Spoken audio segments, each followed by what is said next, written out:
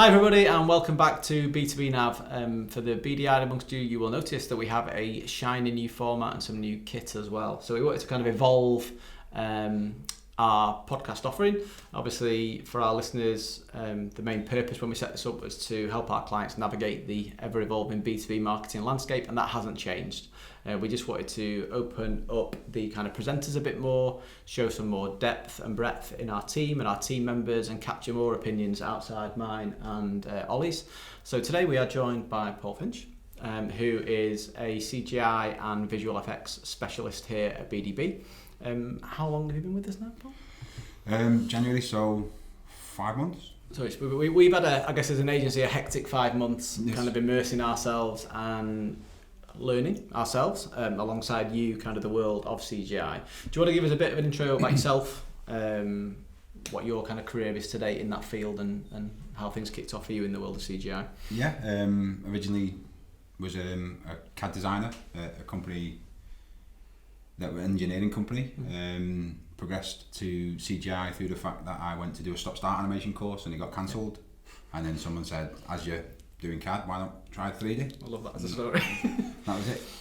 Then progressed through to then companies who were doing architectural visualization, and that's basically where I built all my skill base up. And then expanded out in my own time into different areas such as visual effects and all forms of CGI. Okay, so we're focusing on CGI as a topic for this particular episode because obviously we're doing more and more in that space. It's a relatively new service offering for us, but I think we've been learning along the way there's a lot of misconceptions, a lot of hurdles, a lot of things you need to be aware of, a lot of terminology particularly that I'm constantly trying to get my head around and trying to Google very quickly when people are speaking to me. But I think a lot of other agencies will be looking at it as well, and obviously it's a relatively new comms tactic for our clients to explore. So flipping one your way, Ollie, in the sense of like where does CGI, where could it fit into that B2B marketing kind of funnel, I guess, because I think there's a misconception or preconception, maybe is a better way of phrasing it, in B2B, that it's not a tool that would be used in the B2B arena.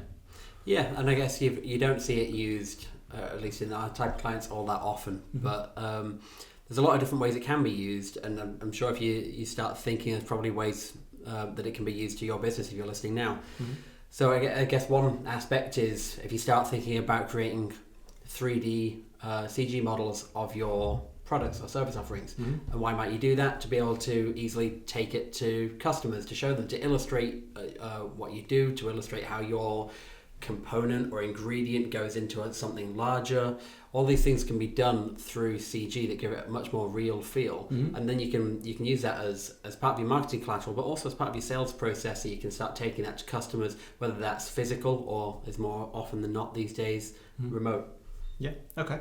So it's definitely got a place in the B2B arena.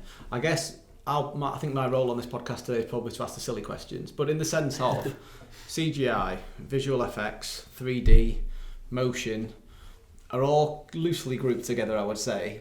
But then, can you give us a run through of from motion, which most of the listeners and most of our clients will be familiar with in the sense of video, I guess through to the animated elements, through to how you end up with in the CGI arena when you're pushing those boundaries. How do they all play together? Because they're grouped together in a lot of agencies, aren't they, as one department? What's your take on that side of things? My take is that I think with the combination, if you've got access to all four areas, you can then create some pretty bespoke video, so to speak. I think that there's a lot of people, and there's a lot. Don't get me wrong. There's a lot of good stock footage out there that you can utilise and obviously use.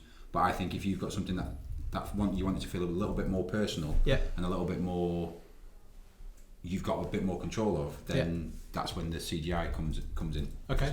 So the personalisation aspect of it is absolutely huge at the minute, with people trying to take it and make it more ownable and more unique to themselves. So I think we see, particularly when we're saying about stock imagery or stock video or stock models for that, from that perspective as well, in terms of pre-built models that have already been built in CGI by somebody else. But you do need to have the skills either from your agency provider or somebody like yourself within the ranks of who can therefore take it that next level and personalise it further and build something out. Okay. And then in terms of some of the process side of things. So if we've got a client, they're thinking maybe they could have an application for it. And one of the questions that came from the team was, I get that CGI is great for things like cars and vehicles and kind of hard CGI. What do you call it? Hard surface. Hard surface. Yeah, I'm learning. So in the sense of that's more of an easy application, I think, for people to connect with. That there's a big piece of kit that they want to recreate and show and show off. Obviously, a lot of our clients are more in potentially food ingredients, health, nutrients, and there's more, is a powder or something like that at the end of the day. So across those clients, where do you even start with CGI? What is the starting point of kind of the process that you go through to even start thinking about embracing it as a new part of your communication strategy? Well, in terms of, from a CGI point of view, you've got two categories really, which is your hard surface modelling, like you mentioned, and then you've got your organic modelling. Now, organic modelling is stuff more along the lines of plants, humans, characters, but in terms of powders and stuff like that, you can actually utilise these. You can make powders dance about. You can, I don't know if you've ever seen there was a juice commercial that used dancing people that was in the water. Now obviously nobody knows a person that's made out of water, so therefore they've had to recreate that in CGI, and that's where it's really useful because you can expand your horizons. I've always said that if you can think about it, we can do it. That's the beauty of CGI, and also in combination with the motion side, we can integrate into the stock footage, so to speak, and we can put your product on. So in that case, it's effectively creating a video that's got something that you just couldn't do another way. You couldn't create something that looked like an animated character made of water or juice or whatever it might be. So it's giving you these capabilities that you wouldn't have with other forms of animation, effectively. Yeah, but also you've got the beauty of so say, like you say, with product shots, you product, like we've got set up here, lighting. Takes time to set this up, and then if you set this up again, it might be slightly different.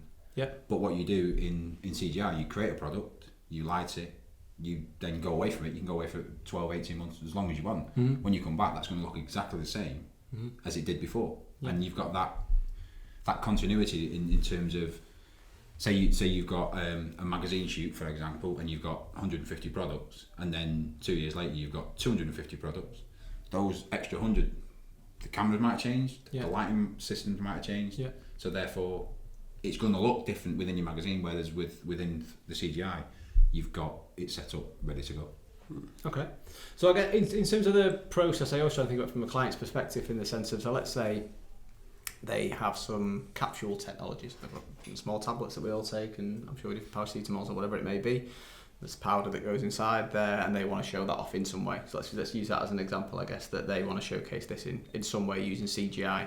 Where do they even start with that process with us? Obviously, from a communication strategy perspective, I'd be interested in speaking to them around what's the purpose of it, how does it fit into your campaign, what you're hoping it'll do, what do you want it to, how do you want your stakeholders to engage with it and resonate with your audience.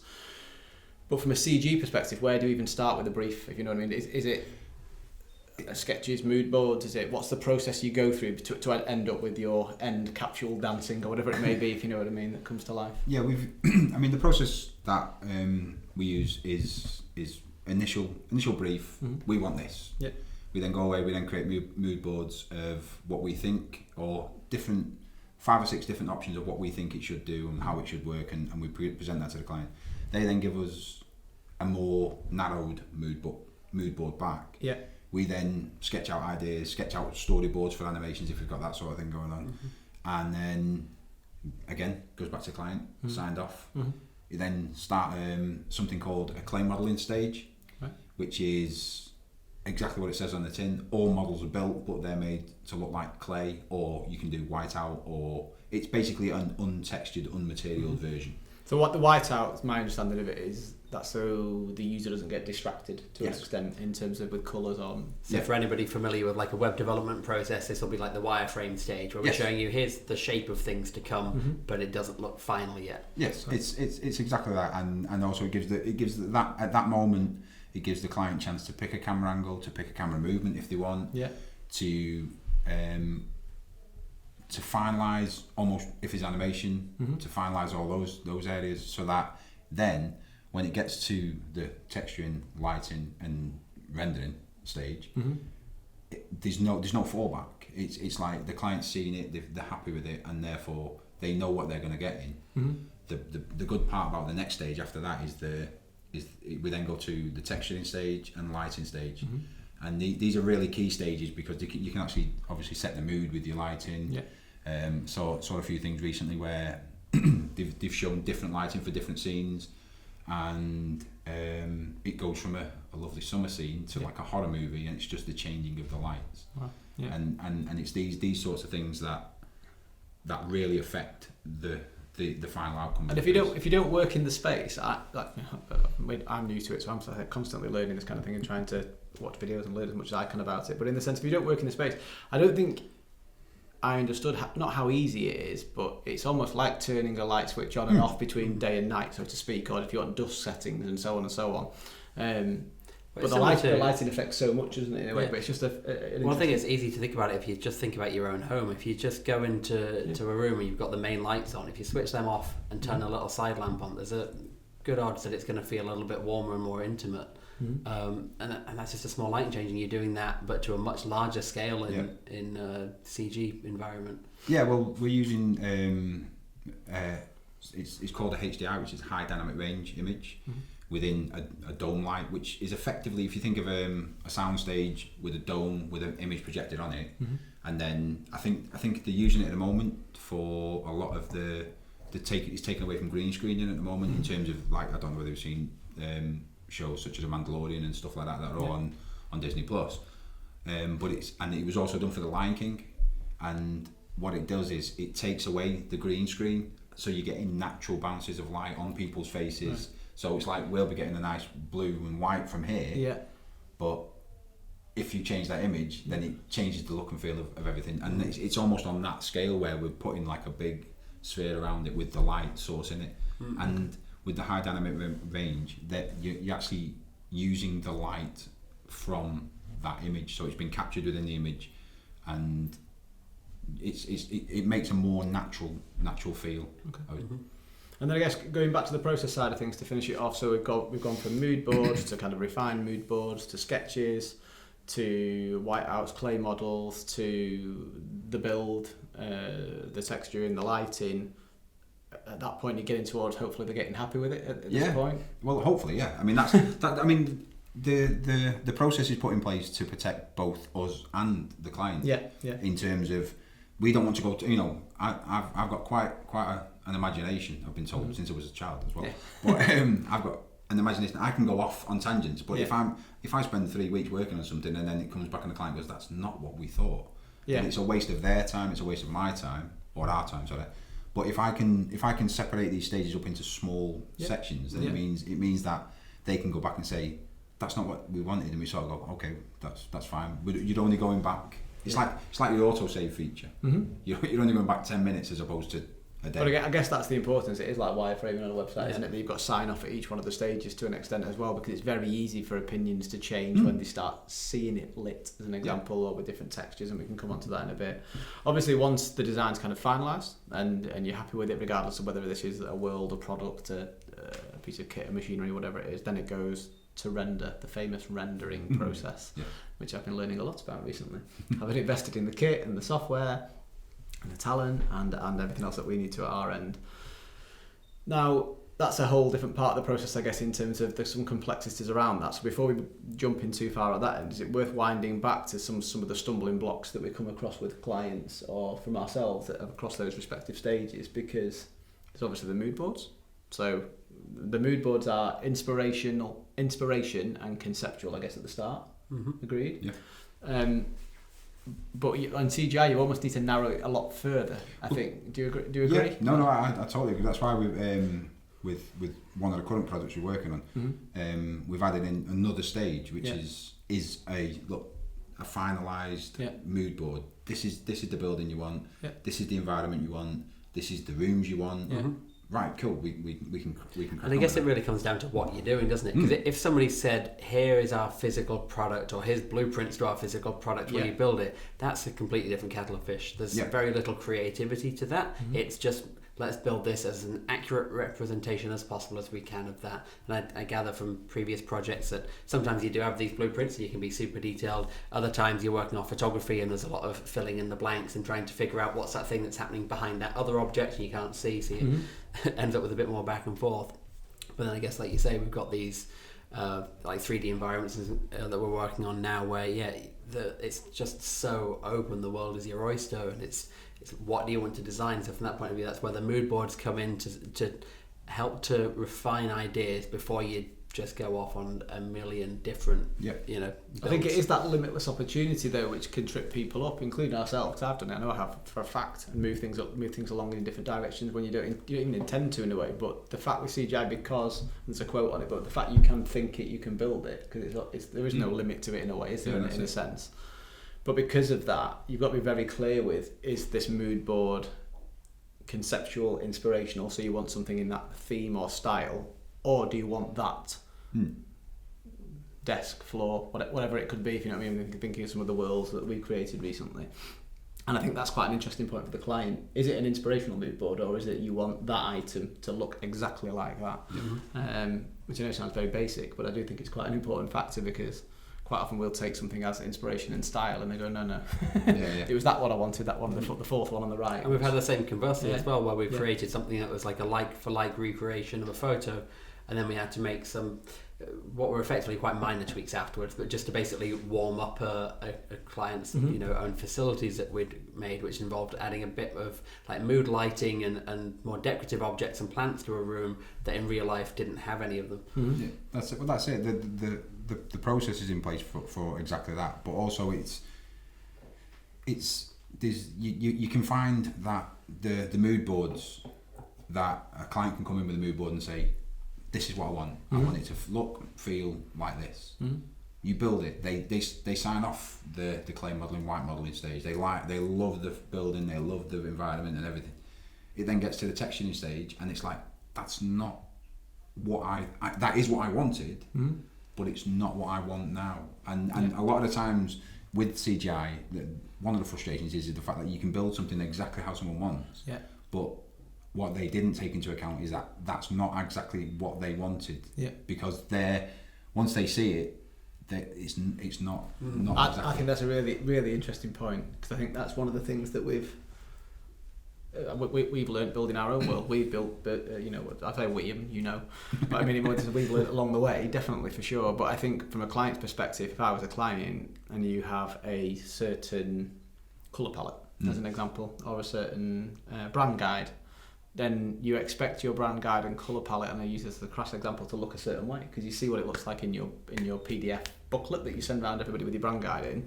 But then when it's applied in the CGI world, as an example, like we do in VirtualVisitor, it can look very, very different depending on what surface and so on, as you were articulating so well earlier. I did a test this morning, just to show a few people that I've got. I picked a red colour, totally 100% red, 255 right across the board, and then applied it to a floor tile, a fabric tile, a car paint, and then just a normal standard reflective material. And out of the 4 objects that it was put on, it was all put on the same object, or using the same lighting, or using the same camera. It looks totally different. And it's something that in clients in the past where I was asked a question today, is like, well, what would you do in that situation? And it's a case of you've got to use your artistic eye and pull it as close as you possibly can. But I've also had clients in the past say, well, that's not what I want it to look like. I mean, the same thing happens in real life as well, doesn't it? It's just, I think our eyes correct for it, whereas if we see a material in a virtual world that's got different lighting hitting it, it's a bit different. In real life, we can understand that that's glass, and there's a shadow hitting that point, and the sun shining on that point, and therefore, if you actually took a sample of a photo of that glass and looked at the different exact colours used on different parts of that glass, it would look. They would actually be completely different colours. But when we see it in real life, we see that as one colour, despite the shadow and the reflection and everything going all over it. But I think that's a big part of the process that I personally learned, and we've learned from it, in the sense of telling your client that at the start of the process, that this isn't going to look exactly how you think it's going to look, because I must admit I waded into it thinking, okay, red's red, you know. If you don't work in it, you don't really know that. So I think it's just a really interesting point to manage the client's expectations, or manage it on the project of, does it have to look exactly like that Coke can does in this current lighting, or do you want it to be an accurate representation of what it looks like across the lighting and so on? But yeah, that's the thing, is the fact that, like I say, in the past I've had coloured glass, and then the client saying that's not what I want it to look like, and so look, that's what it will look like. That is what it looks like. Yeah, but I don't want it to look like that. And they're like, well, you've given us a material. Yeah. Because that's the other thing as well with a lot of stuff now. You can pretty much match. Yeah. To a very small difference. Yeah. The exact material that people are going to be using nowadays. For like carbon fibre and glass. I was going to say, when we're saying materials, you literally mean wood finish, concrete floor, whatever it may be, marble, the rest of it. And that changes obviously the way the light reflects off it. So if you've got a marble floor, the light will shine off it. If you've got a wooden floor, it'll be a bit duller. Yeah, but also you get colour bounces as well. So it's like we've got a white surface here. What you'll probably see is the Coke can, the bounce off the reflective Coke can will give you like a red sort of edge. You won't notice it because, like you said before, your eye compensates for that. But when you do that in a CGI world, it will automatically do that, and that's where having the knowledge, but also a bit of an artistic eye to sort of say, well, I can, because that's the other thing that you can do with CGI, is the fact that if you don't want that to reflect red, I can put a reflection pass in there that will make that reflect whatever colour you want it to. And also I can put a shadow colour that will make the shadow colour, and that's where the limitless potential comes into it, though, isn't it? Because you can literally do whatever you want. Because one of the questions I was going to say in a follow up to that, I guess, to kind of close the loop on the colours side of things, because I do think it's an important point, was, let's say they want it to look exactly like the Pantone references in their brand guide of red, using the Coke can, sticking with that for the meantime. You can manipulate that to still make it, to force it to look in that direction, either through taking something external into Photoshop, I guess, or within the software itself. Well, a lot of the CGI done, because that's why it's called a CGI. Is the fact it's a computer generated. It's not just a 3D model that's been rendered. It's then taken into Photoshop or After Effects and treated. And then it's colour graded as well, probably in Premiere. So you've got three major pieces of software there just to create one video, one image, and that's the thing. So yes, we can aim to get the red of the can, and during the render time, if it's not quite right, we then can go in and do post-production work on it and pull the colour back in. But generally we try and get it as right as possible. Like for a recent one of the cladding was a slightly different colour, and it wasn't reflecting how they wanted, so I went in and added a blue gradient, so that when it went up to a certain height it was white, but when it came down it was a blue. There's so much subtlety in there, though, isn't it, in the design, that to the naked eye you probably wouldn't even see it, but to actually get it to. But also a lot of these times you're getting a photograph as a mood board image that has been edited. You're not getting raw photographs, you're getting the best photograph that they took, so it will have been edited and tweaked so that lighting affects it differently and colours bounce more. Okay. I think just one more point before we completely move from that subject, because I think it's related but not the same, is you need to kind of approach this, particularly when you're talking about creating, let's say, an environment as opposed to creating a model of something, is you need to approach it a bit more like interior design, in terms of understanding that all these elements are balanced together. So if we've got a wooden floor, that needs to be balanced with what kind of material is on the wall and things like that, because otherwise you change one thing and it throws everything off out of balance. So I think that's just an important learning that we've seen over the last few months, to make sure that all changes are kind of taken into account, how that will affect the rest of the CG render that's been going on. Okay, I've got a couple of points to wrap up this section, I guess, before we move the conversation forward. Similar to the colours, another thing that's always on my hit list now is like the depth perspective, or distance from the camera. Depth of field. Thank you. So in the sense of, we've had a lot of clients, in the world of building for VirtualVisitor, potentially if you've got a screen in the background, and quite rightfully so, they say that's a bit blurry. The screen, they can't see our logo clear enough, or the name of the event isn't crisp enough on that screen. explain that one to us, because that's come up quite a lot. So, well, the easy test is put your hand in front of your face and look at your hand, and everything else behind is blurred. Yeah. Look at the stuff behind your hand's blurred. Yeah. That's effectively what Z depth or depth of field is. Mm-hmm. It's done the same in photography, and I use depth of field in a post-production way. Mm-hmm. Excuse me, because if you do it in a post-production way, you can take it out, you can reduce it, you can increase it. That's the beauty of having this Z depth pass, which basically is it's a black and white image with grayscale in between, and whichever colour you choose as your blurred option is that colour. So for argument's sake, black, and whatever's in white, and you apply it over the top of your image animation, and you can actually force people's perspectives and so force people to look at something by pulling the image and sort of saying that's the bit we should be focusing on here. So you got a bit of depth, bit of field of blur here, a lot of field of blur in the back. There's your image in the middle. But it's exactly the same, I suppose, when you think about something in real life, isn't it? So if we've got a lorry as an easy example, and it's slightly side on to us, but the front cab's near us, whatever's going on at the back is more likely to be blurry if we're looking at the front, just like you say there. So the same would apply to a 3D model of the same thing, or a CG model of the same thing. It's also a way of creating more realism within your images and your animations, because your eye naturally does it. So, like I say, my job is to make you think that I've done nothing. That's my job. If it, I think I was watching a video the other day, and someone was saying that during they worked at a company, Pixar. They worked there for 20 years, and during their whole time at Pixar, they've got 41 minutes of screen time. They've worked on so many. You think of in 20 years the amount of films that Pixar have produced, and they've got a grand total of 41 minutes of screen time. And that's the thing. It's a quick CV entry, isn't it? Yeah. What a hell of a show reel. Hell of a show reel, I imagine. Yeah. But yeah, that's the thing, is the fact that if you can see my stuff, then I'm not doing it correctly. That's the whole point. And that's something that you have to get your head around as well, is the fact that I don't want people to notice that I've done that. That's not. Well, that sometimes is where it either looks too real because you've forced it to be adjusted, I guess, for the screens and things like that. Because I've seen it in some of the environments that we've done and some of the previous ones, obviously, where you have the video screen and it's almost too crisp. Maybe it's been overcorrected or something, obviously, because the client wants it to be clear. If their logo, they can have what they want.